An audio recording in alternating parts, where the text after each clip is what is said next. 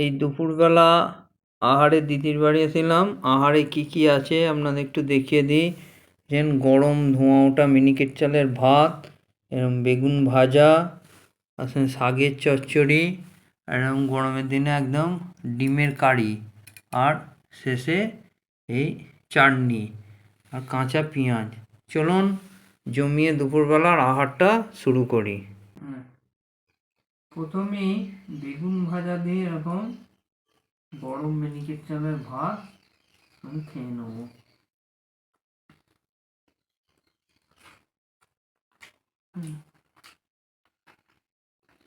সুন্দর দেখে। তারপরে একটু চচ্চড়িটা নিয়ে খাবো, শাকের চচ্চড়ি,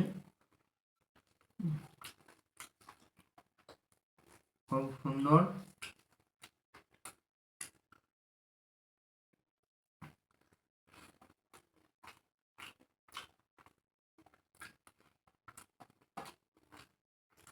আবার আজকে মেন যেটা অ্যাট্রাকশন এরকম ডিম, ডিম আর নতুন আলু উঠে গেছে এখানে, এরকম বড় বড় করে আলুর পিস, এটা নতুন আলু দিয়ে ভাতটা মাখবো, খেয়ে দেখো।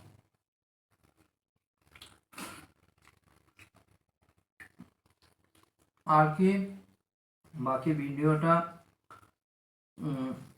এখানেই শেষ করছি। সকলে সুস্থ থাকবেন, ভালো থাকবেন, আর পুরো আহারটা সম্পূর্ণ করি। আর একবার বলছি, সকলে সুস্থ থাকবেন আর ভালো থাকবেন।